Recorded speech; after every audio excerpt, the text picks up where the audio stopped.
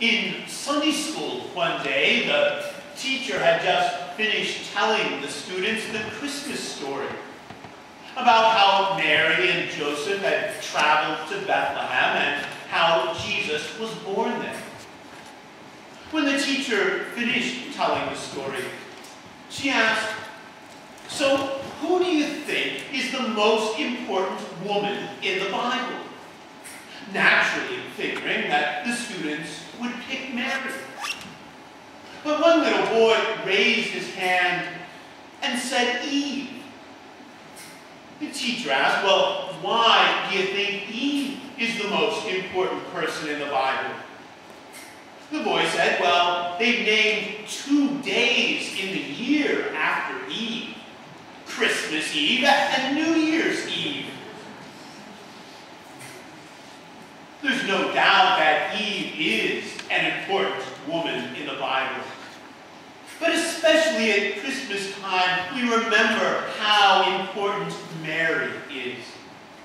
And here in the first chapter of the Gospel of Luke, we're reminded about why Mary is so important. After all, it was to Mary that the angel Gabriel appeared and announced that not only was she going to have a child, but that that child was going to be the Son of God. And then, after Mary heard that news, she hurried to visit her relative Elizabeth. As you may recall, Elizabeth and her husband Zechariah were an elderly couple who had never had any children. But an angel had come to them and announced that God was going to make it possible for them to have a son. A son who would in time grow up to become known as John the Baptist. And as we heard today in this reading from the Gospel of Luke, when Mary got to Elizabeth's house and Elizabeth saw Mary, the child inside of Elizabeth leaped for joy, realizing that he was in the presence of the Son of God there inside of Mary. And then, in the last part of our reading today, when Mary considered what was happening in her life and in Elizabeth's life, the mighty and awesome ways that God was at work, Mary broke out in a sort of song, a song that has become known across the ages as the Magnificat. And in that song, Mary praises God for the way that God was willing to reach out to a simple and lowly person like her and use her in such a wondrous way to be the mother of the Savior of the world.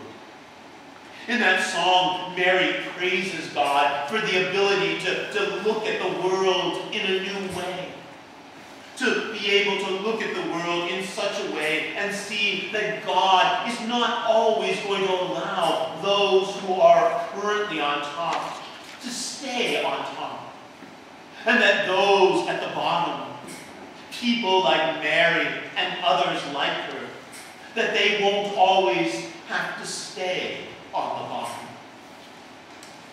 But so often in our world, we're trained to think that certain kinds of people just naturally deserve to be on top, and that certain kinds of people just naturally deserve to be on the bottom. For instance, one study found that, generally speaking, tall people make more money than short people. According to that research, for every inch you are taller, you make an extra $789 a year. In other words, the average 6-foot-tall person makes about $5,500 a year more than someone who's 5'5".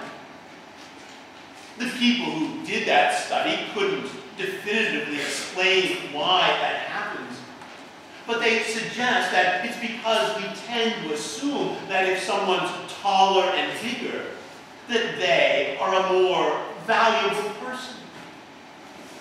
Or in the same way, another study found that good-looking people tend to make more money than people who are not so good-looking.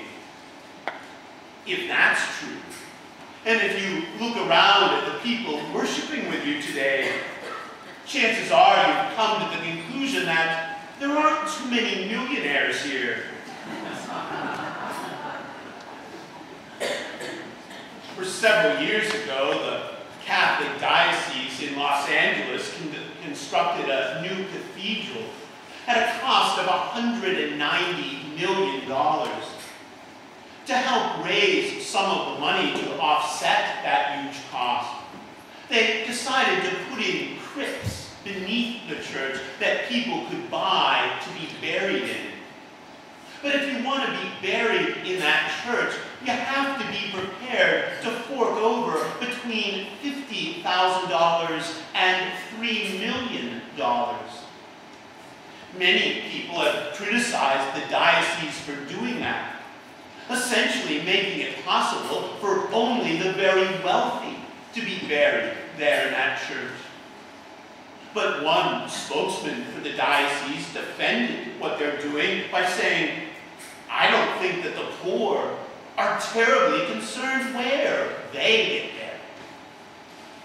In other words, even in death, we tend to assume that the rich and the powerful should be treated one way, and that the poor and the powerless should be treated another.